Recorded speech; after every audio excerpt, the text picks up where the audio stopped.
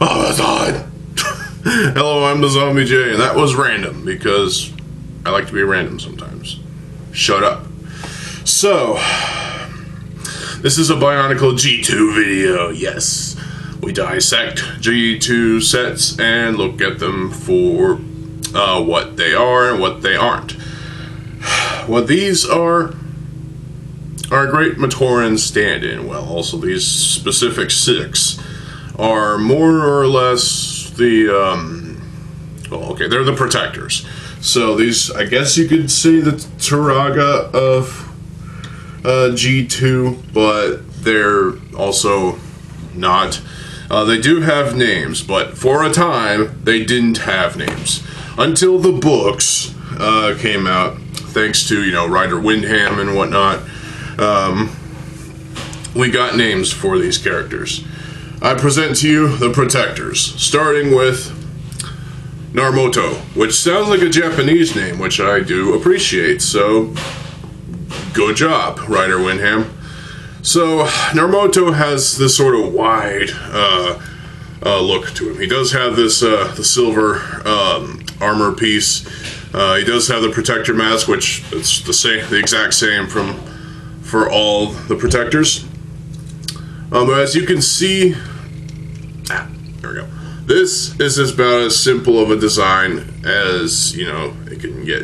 It's easy, it's usable, I like it. You can use that for mocks to make small little chibi style mocks of, G1 or G2 characters. So, in fact, I got some ideas. So, he does have this shoulder-mounted Gatling blaster thing, which is kind of weird. You can tuck that away. It's a little tricky behind the mask. You can tuck it away like that. There you go. And then bring it out. It's on a ball joint. Nothing special there. The blaster is, it's a blaster, so I don't particularly use these. They're alright. He has 2 silver packs, I guess you could call those. The 4 long armor piece in silver. 4 long armor piece on 1, 2, 3, 4. We got a total of 4 of those. That's awesome. You got 4 of those in trans orange. Also trans orange fists, because fisting to the face. No, that's terrible. You got the beast feet as well, small ones, and the bones are, typical. One thing that is odd, though, is that he doesn't have many wrists. His arms are weird, and in the animations, the Glatorian necks are used as his upper arms, which, okay, that's kind of fucking stupid, but hey. So, yeah, he's got these fire sword things. I don't know what these are supposed to be, but they're classified as swords. And I guess you can call them swords if you do this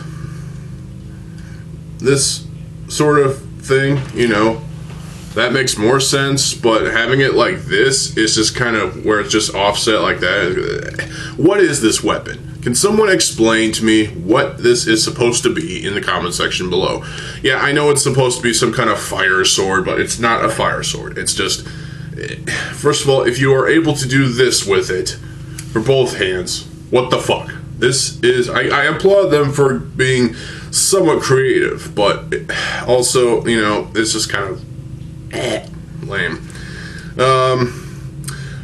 You can obviously launch the mask off of the head, and obviously this is sort of a generic protector mask design. Obviously, well, it's all the protectors, all the villagers use this mask as their main mask, so you could define it as generic all you want. He uses blue eyes, because blue. Articulation-wise, the head has some limitations, but still able to pose. The blaster is posable as well. You can point it up to get angled shots. Point it down to get down shots, of course, and you can do everything else in between, even though it's slightly limited. The legs, I don't even have to bother with those, but they are posable. you could do that with the with the fists, and you know, you get some other rotation out of it, but it's still limited because they're using the wrong limb piece.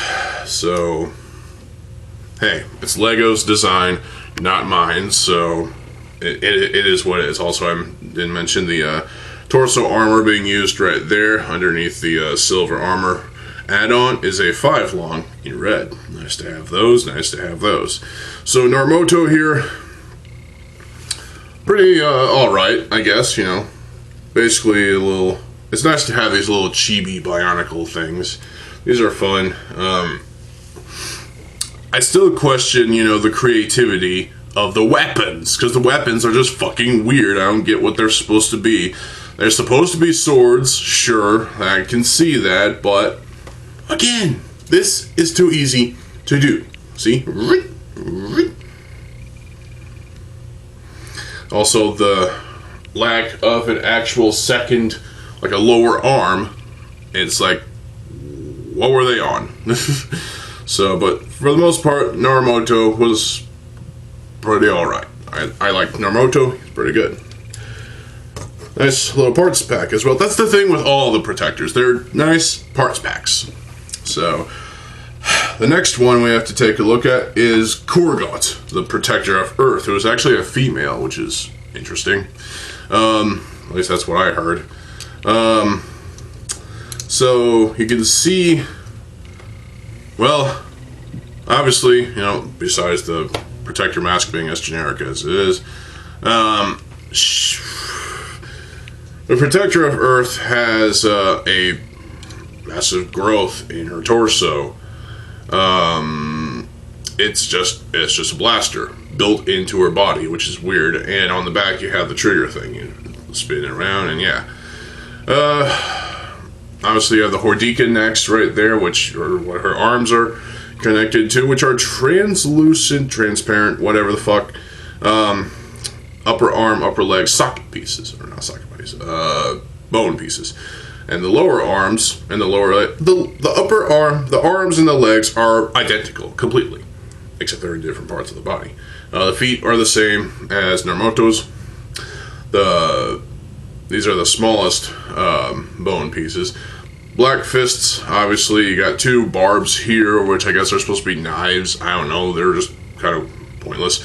These rocky pieces from Hero Factory Brain Attack, it's nice to have those in silver. That is a very aesthetically pleasing piece, I think. Chest armor. Now, obviously, there's a meme going around about Korgot being the Gatling super boob. Well, y'all are wrong. It's just a growth that is attached to her somehow. And these black chest arm pieces, those are her tits, you morons! What the fuck? Jesus. So, the other weapon is this crystal thing, I guess. As it spins up, she blasts something, and I don't know. It's one mace half. You get another trans-purple mace half with Quake Beast. So, there you go. You can make you can combine them to make a full mace, if you want.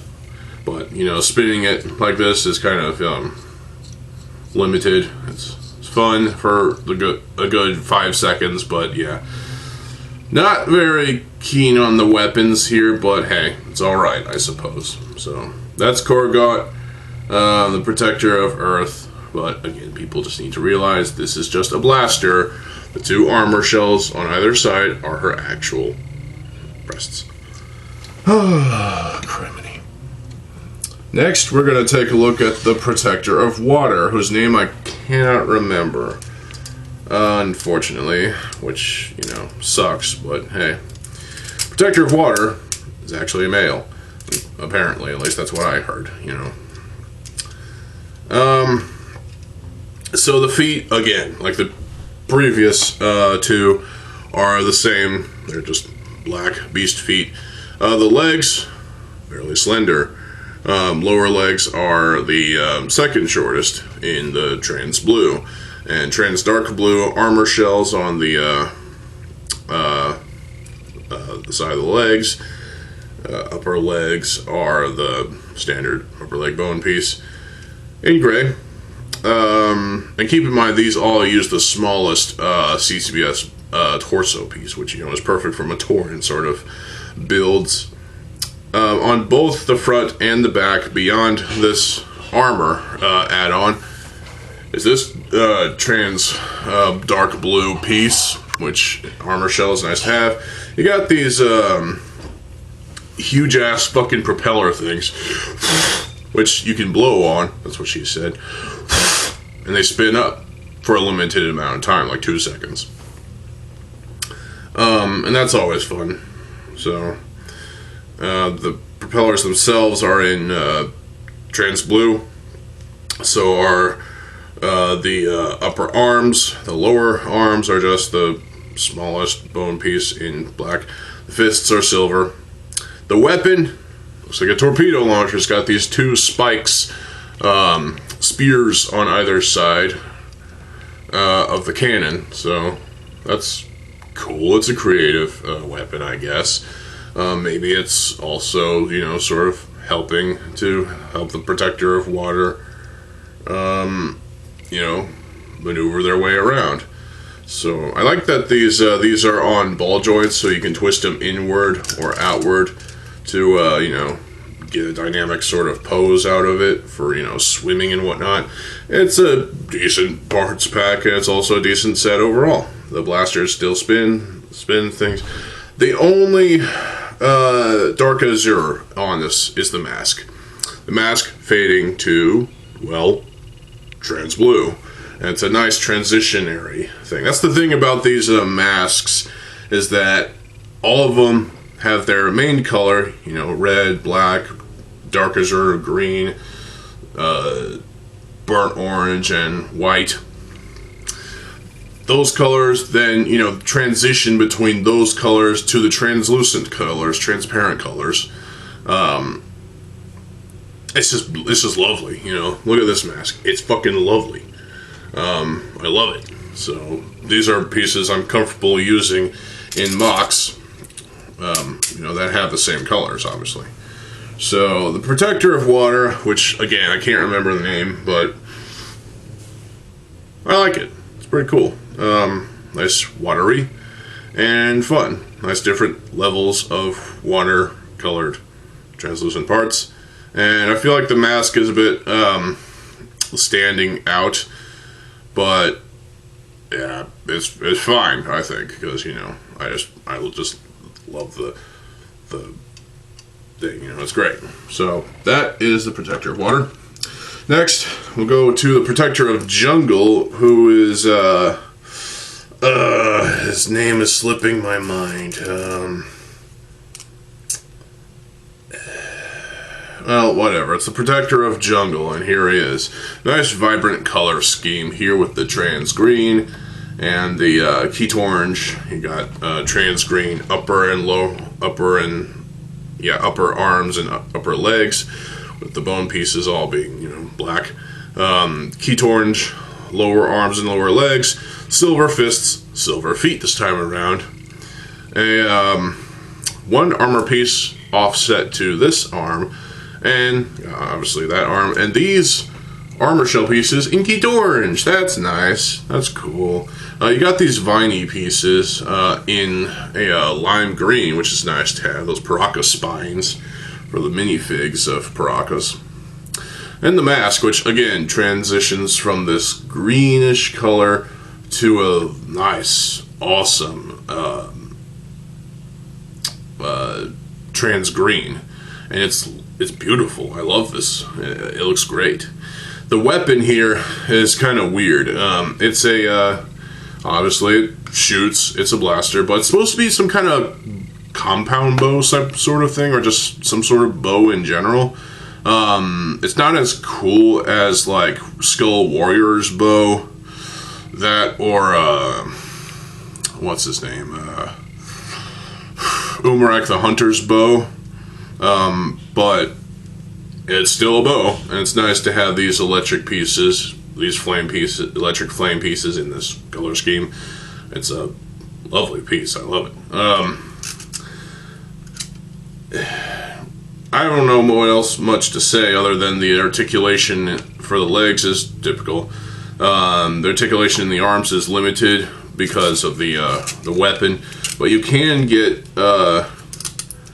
this character to pose pretty well with this bow in hand. Fuck. And even though parts tend to separate, you can do something like that. So it works.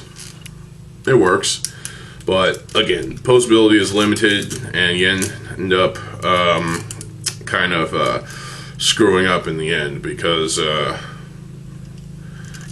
of the limbs tend to get discombobulated and whatnot. So overall, Protector of Jungle, I like him. He's pretty cool. Next is Nilku. Apparently, that's the name of the Protector of Stone, because he gets stoned all the time by stones. Or maybe he gets kidney stones a lot. I don't know. So here he is. Here's Nilku. He has a similar color scheme, obviously, to Pohatu Master of Stone.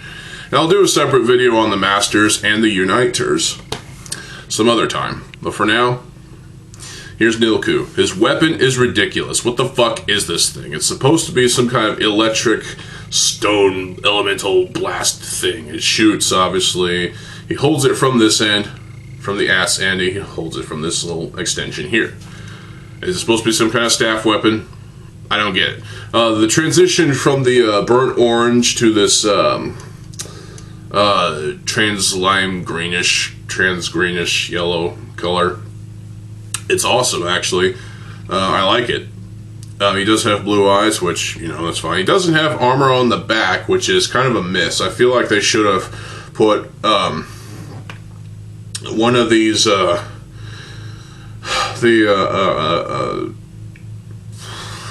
silver 4-long armor shell pieces on the back, whether it be on this ball joint that's not used, or on another one of these ball joint Titanic lift arm combo pieces that was used in, well, first we saw it was 2012 with Hero Factory Breakout and probably other themes. So that was definitely a miss right there, but I can see why they didn't do that. Budget, so, which, that's always kind of bullshit, but hey. Speaking of the armor, he's got a grand total of 4 of these burnt orange, which was the new brown, I guess you could say, for Bionicle. 2015 at least. And G2 in general. 4-length armor shells. It's nice to have these, 4 of them actually. You also get 4 with Pohatu Master of Stone. But, that's definitely great.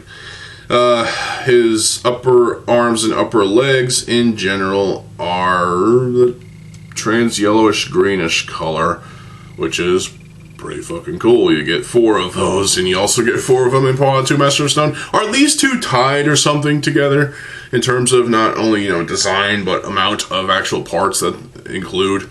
He does have 2 of this armor add-on piece. What reminds everyone of the Toamata torso. 1 on the torso and 1 on this upper arm, which again is the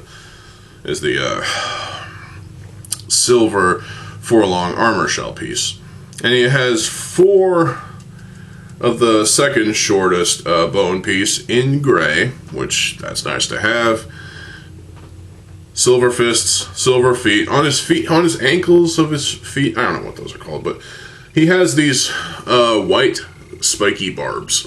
He also has a couple of different barbs on this arm. So this kind of reminds me of the what was it? The one that's on Pohatu Master of Stone on his one arm. So again, the 2 characters are tied in that regard. So weird, but hey.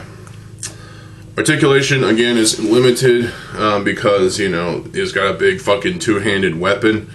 But hey, I do like these pieces, you know, fading from trans yellowish greenish color to this clear color, which is nice. It's actually quite lovely, this piece in this color scheme. If you hold it up to light, it absolutely emanates beauty in a way that's indescribable. I like it. So it's nice to see that. But that's Nilku, the protector of stone. Again, missing an armor piece, but hey, that's something that I once fixed. One complaint I do have, again, is the armor shell pieces on his upper legs. Why are they like that? Why are they oriented like that? In the prototype image for the box art, the armor shells were like this instead of the other way around. So what changed? Like, what made them change the orientation of these parts? It's stupid. I don't get it. It's annoying. If you buy this set at all for the parts, or if you just want it for, you know, to be an actual, you know, completed set to sit on your shelf and look at, please swap these around, because they always collide, especially when you want him to just stand right up, and these always collide. It's just stupid, and, you know, pain in the ass, but hey, whatever. So that's Nilku, the protector of stone. Finally, we got Isotor, the protector of ice. And once again, we have a case of having arms but lacking a lower arm. Hang on, I need to drink some tea.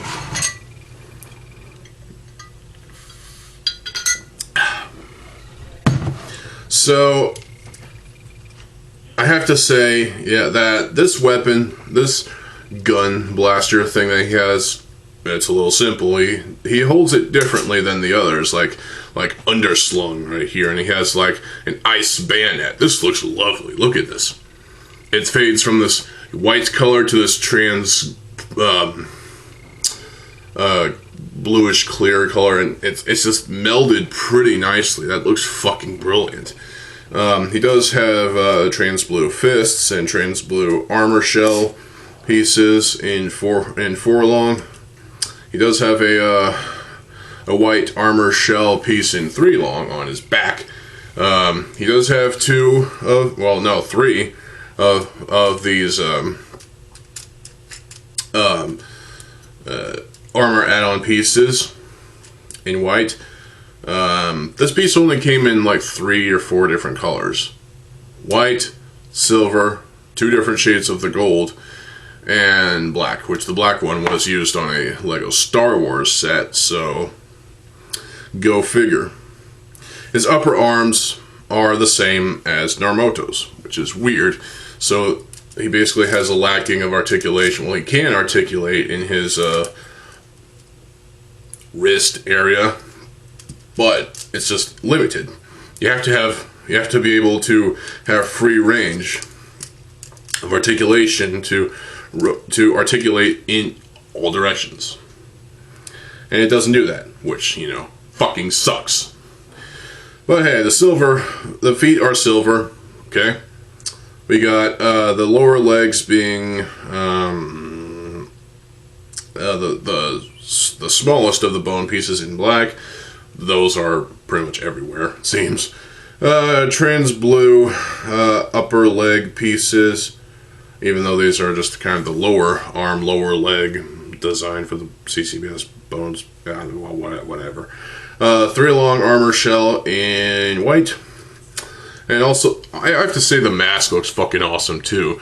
Again, this sort of milky white transitioning to this blue, trans blue, and everything in between. It's just fucking lovely. I love all of these masks, even though it's the same mask, but they're all transitioning from their main color to a secondary color, and everything in between the transition.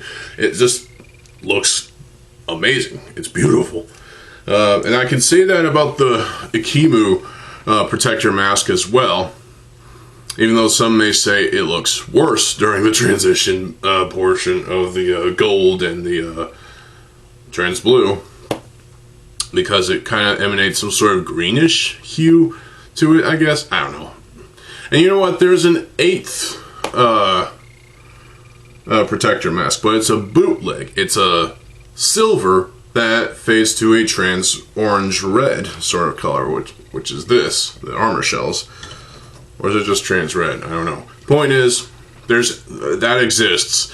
It existed in a bootleg that you could get off of AliExpress, but I don't know if they're still selling it. I really should get that. If anybody has that bootleg, I believe it was nicknamed Son of Kulta by the United Hapori.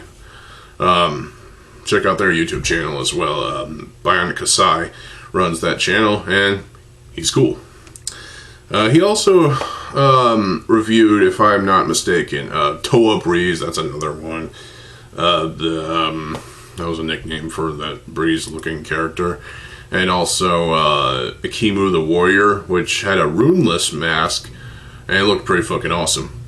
Anyway, back to Isador. So, but yeah, the protector masks in their nice color variation, and yeah, it just looks fucking awesome. It really does.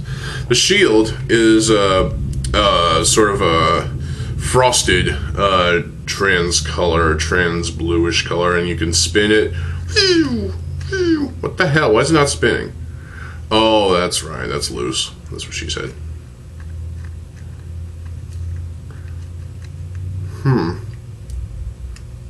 Weird. But he holds it also underslung. So, like with his blaster, he also underslungs it. Like I said, the articulation in the wrists is a problem, but he can still move all about with his other, with his upper shoulder articulation. The legs are the typical. Head moves around. This one's about broken. Oh, look, I just decapitated him. Brilliant. But that's Isador. And, not my favorite, but I have to say, Isador, pretty cool. No pun intended. So those are the protectors. That's my overview of every single protector. Not gonna bother with Ikimu because he's a mask maker, not a protector. So what is my favorite out of these protectors? I'd have to say, I'm not sure. I like them all. They're all great parts packs in general. I did get clones of Narmoto and the Protector of Water, so I could build Takua G2. And he's over there on top of the stereo in its new position, which was its original position. Because I couldn't fucking get it on the new shelf unit. Shelf unit is like, yeah, I'll probably talk about that another time. But I still have leftover parts from that experiment. And you know what? I used parts from a couple of cloned copies, also of Nilku and the Protector of Jungle. And I still have leftover parts from those too, you know. The two sets, as you can probably tell, that I didn't get clones of were Korgot and Isador. So that kind of blows, you know. So, but hey, I'm sure I can get a couple more on eBay for like maybe their asking price of $10 originally, but most likely $15 to $20, which, you know. But hey, I have them all right here, so I could take them all apart and use them for parts if I wanted to. Which I'm going to do anyway, because, hey, I've got mocks. I've got ideas for mocks that I want to build. In fact, I have... so I have this faction called the Angels of Peace, and there's a total of 3 of them. Named, of course, after, you know, each of the members of Trisail. You know, you have Sora, Sheena, and Momo. So that's pretty cool because I love Trisail. They're fucking awesome. And I also have another faction of characters called the Dark Toa. I need to explain in greater detail both factions, so those videos will be coming eventually. I'm not sure when, but I'll say those videos will come out this year, so be patient. But anyway, back to the protectors. Yeah, these protectors are great. I mean, you know, even though they didn't have names back when they were initially released, it was nice that we got names at all in the fucking books. It's just, yeah. I think the best out of these protectors is probably, I don't know, man. I don't know what is the absolute legit best. I want to say the Protector of Jungle, and also the Protector of Stone, even though they have limited articulation because, you know, they have two-handed weapons, which I don't have a problem with two-handed weapons, but they also have a great use of parts, and they're also kind of unique in a way. You know, we got great parts all around from these sets, and they're just fucking fantastic. There are some design choices that I question, like, you know, the idea of these weapons. Like, what are these supposed to be? I know I already ranted about this, but what the fuck? Also, the fact that Naruto and Isator don't have, you know, proper wrist articulation, that is a huge miss. Obviously, you know, like I've said before, in other videos probably, that, come on camera, quit being retarded. LEGO gave us these sets, and all G2 sets in general, for us to improve and expand upon and make our own. Essentially, that's what I get from it. That's my take on the whole thing. Because, as they stand, I love these sets. These are great. These are great little $10 parts packs. At least they were at $10 at one point. And they're fun. They're fun to, you know, pose around, play around with and pose and just, you know, have fun. Just messing with the parts and messing with the articulation and just overall having fun playing around with these little things. I feel like my... Come on. Almost lost your fucking mask. I feel like my least favorite might be the Protector of... I don't know, honestly. I think it's the Protector of Water. And that kind of sucks because, you know, water is my favorite bionicle element. And now I gotta plug in the fucking camcorder. Hang on a second. Hang on a second.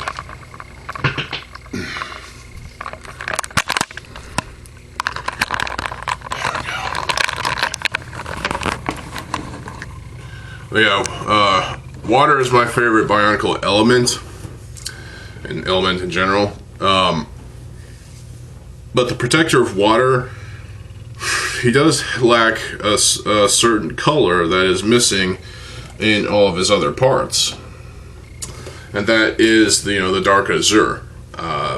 There's no other dark azure on this set other than the mask, but I do love this mask. It's lovely. It transitions beautifully between the dark azure to the translucent blue, which all the masks do a fine job of. You know, I love these masks. They look great. You know, obviously the designs aren't that great, but the transitions of the between the colors are just amazing. They're fucking brilliant. The Protector of Water, while lacking armor on the upper arms, he does have these spinny things which kind of help for navigation in the water. Same thing with his two-handed weapon, which is a torpedo launcher, because he's got these torpedo spikes and whatnot. And yeah, I don't know. There's just something about the Protector of Water that is kind of, I don't know. There's something wrong with it. Maybe it's the fact that, you know, these turbine things shouldn't have existed, and instead they should have gave him actual armor, because, hey, golly, Master of Water didn't have something like this, but she did have the fins, the axe halves that turn into fins, which, you know, we'll talk about that another time. But, yeah. I think the Protector of Water has some problems. I think they all have some problems, but in general, the protectors were great. They really were. They were great sets, and they had great parts, nice recolors, nice actual, original parts, and fun design choices that I could see myself using for other mocks at my volition. So, like, again, fuck, why did I do that?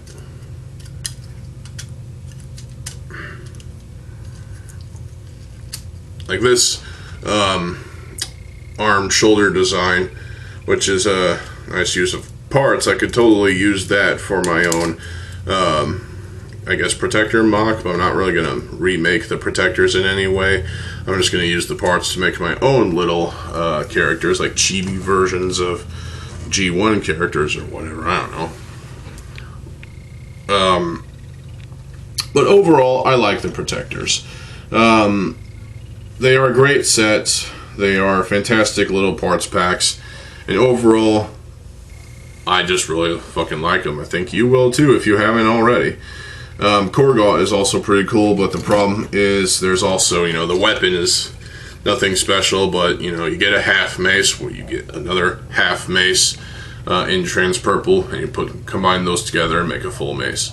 The weapon is not that cool, so, but I like the use of parts. Unfortunately, the Hordika neck, that can happen every now and then, especially if the Hordika neck ages over time, and the weapons are lacking.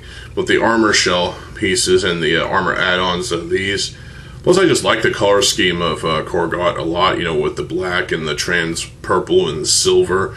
It just works. I feel like there should have been more silver, but like in some areas, but there isn't. So, I will say with Korgot, the blaster in the torso, built into the torso, is creative. It's different, so I like that. But it's kind of weird, and it's unnatural, and it feels... I don't know. It's just kind of weird. Izator is pretty good as well, but like with Naramoto, the lack of complete wrist articulation is kind of a letdown, None of these sets are completely disappointing. They are just, they have their issues, but for the most part, they are a success. They are successful sets. I feel like the Toa Masters were more successful in my opinion, but hey, I like the Toa Masters, because, yeah. Another thing is that the protectors all had these nice vibrant colors, which would translate to the Toa Masters, and I guess to an extent the Lord of Skullspires, even though the Lord of Skullspires kind of blows. Watch my video on that if you haven't already. But I love the color variations and the color schemes of all of these protectors, especially the masks. The masks are fucking brilliant in terms of, like I said, the transitions between colors and trans colors and all that fun stuff. In general, it's just a lot of fun with colors and whatnot in these sets. It's brilliant. It's wonderful. The color schemes of these sets kind of took me back to 2001, where there was a lot of alive and vibrant colors here. So there's a lot of alive and vibrant colors in these sets. If like I said, if you look at Vizuna is his name. Yeah, Vizuna, the protector of jungle. A very alive and vibrant color scheme here. It's brilliant. I love it. And it is that exact same way for all of these protectors. I honestly don't have a legit least favorite. Although the Protector of Water does have some disappointing and kind of meh uses of parts. The Protector of Earth definitely has some weak weapons. The weakest weapons, I'd say. But hey, you can also, make better weapons if you so choose. Also, the Protector of Fire's weapons are questionable and stupid. I don't like them. Well, okay, I do like them to some extent, but they're better off used as like extensions for wings or something. But the discussion is now turned to y'all. What is your thought? What are your thoughts on the Protectors? Were they good? Were they bad? Was this video a good enough summary or overview for you? Let me know in the comment section below. And if you feel that these Protectors are not good sets, well, I mean, opinions are like assholes. Everyone has one, everyone is one. And, well, that's all there is to it. I like the Protectors, I think they're pretty cool. But I am going to be using their parts to build new mocks. And maybe some chibi style characters for my own Bionicle story. So, this video has gone on long enough, so sorry I kept you this long, but hey, I had a lot to say about these. They are fantastic sets. I just feel like spending, 10 times 6, so that's $60 on 6 sets. Kind of excessive, but hey, it is what it is, at least at the time. Plus tax and whatnot, so there is that. But these are definitely excellent sets, and for the first small characters in G2, they're pretty damn awesome. So that's all I have to say about the Protectors from G2. Stay tuned for more videos. I'm TheZOMBIEJ. I'll see you folks. Have a good fucking day, and peace.